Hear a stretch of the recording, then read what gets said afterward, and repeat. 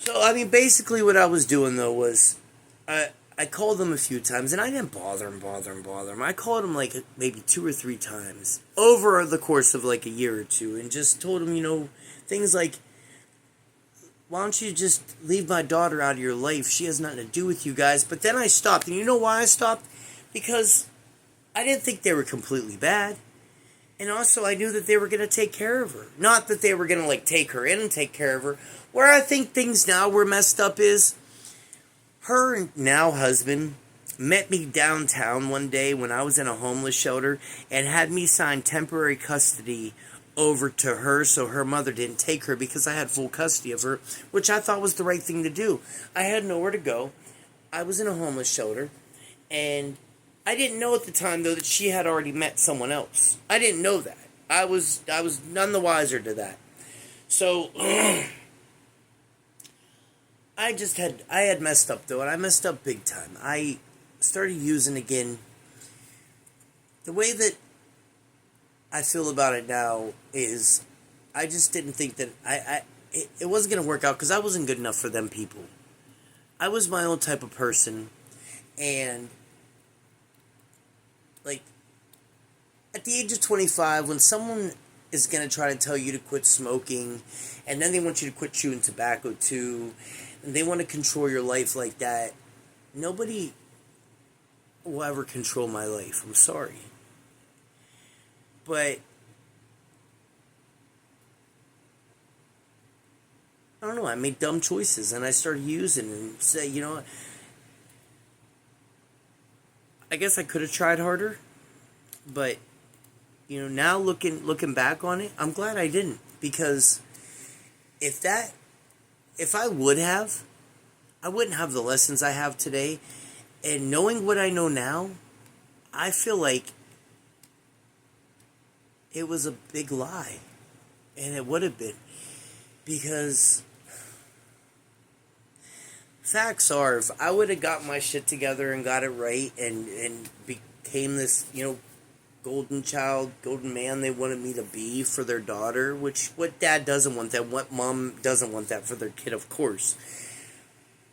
If I would have got better, she would have never met the man she's with now and has the kids with now and is married to now. She would have never met him. But I would be sitting around a Thanksgiving table with liars. Because to know what I know now, the facts being, if I would have got my shit together and me and her never split up, he wouldn't have had a chance. Facts. Sorry to say the truth like that, but he wouldn't have had a chance if I would have been what I was when me and her first met. And I'm not being a dick by saying that. I'm not being rude by saying that. That is the truth. That is the cold, hard truth. But now, because they are married and she is with him, they made an oath to take me out. Facts. Basic facts. They made an oath to take me down and take me out any way they could. And they got so many people in law enforcement involved, it's disgusting. I wasn't supposed to be here to tell this story, ladies and gentlemen. I'm not supposed to exist right now. When I said in that first video that someone died, and them probation officers definitely don't want me talking about it. They hate me for knowing what I know. But I caught them. They were trying to set me up on Facebook, and I caught them. And I called them up by name. And they didn't like that. So 5 months later, there's an overdose call from my house. Our phones are tapped. I don't know if mine still was, but Jody's was. And I have suspicion that mine still was too.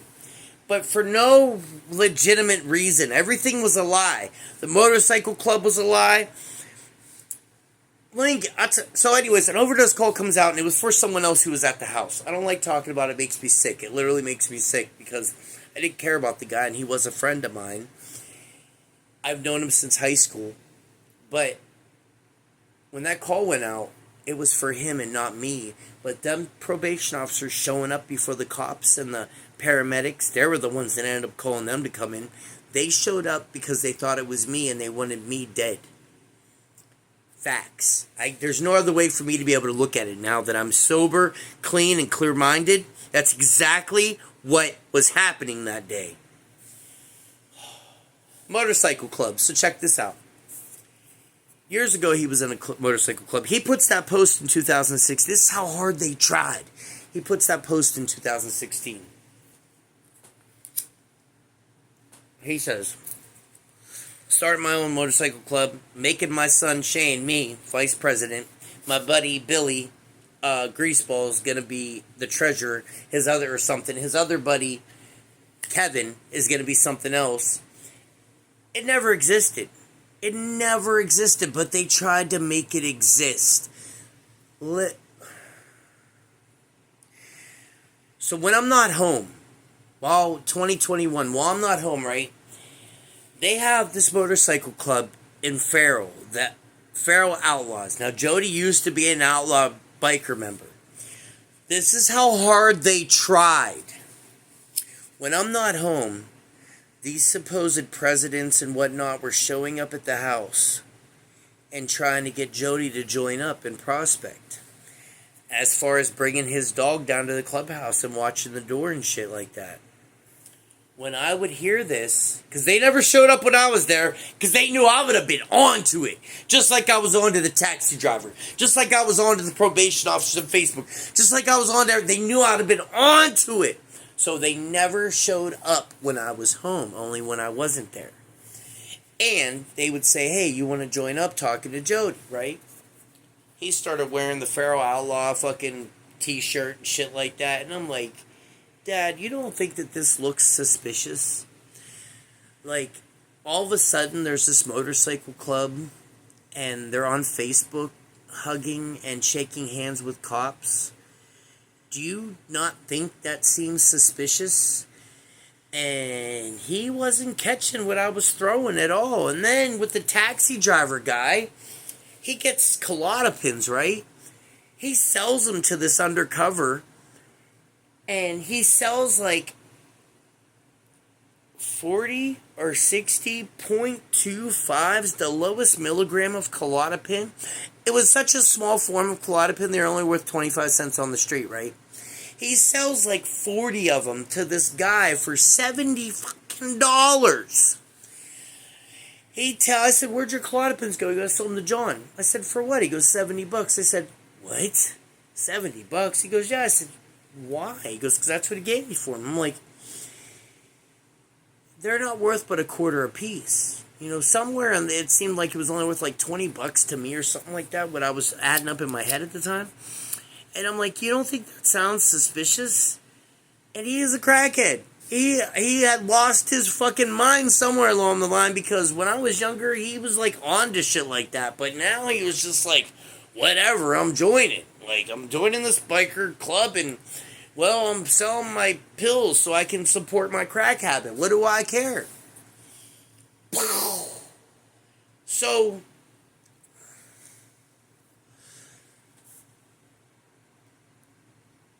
I'm watching all this happen. And at one point, well, the overdose happens and I go to this rehab. And why I went to the rehab is messed up too. So, these two probation officers aren't even my probation officer, but the thing they want the most off me this day, that Michael, the overdose happens. The guy's getting worked on out on my porch. I'm giving the police officer the statement, but this probation officer keeps coming up to me. Can you piss in this cup? Can you piss in this cup? Can you piss in this cup? The cop at one point, he's like, what is fucking wrong with that bitch? And I'm like, I don't know. Like, she obviously wants a urine out of me. But in all that, while the cop's doing his statement, writing right in front of me, I go over to the sink and I put warm water and lemon juice. It was all sitting right there in that cup. And I give it to her. She goes and stands in the corner on the other side of the foyer, and she's talking to her other probation officer buddy, and she's like, it's light, but I'm going to go with it. And I'm like, it's water and lemon juice. What could possibly be light in there? At that moment, you cuff me, take me in. Let's get this party started, right? Keep watching.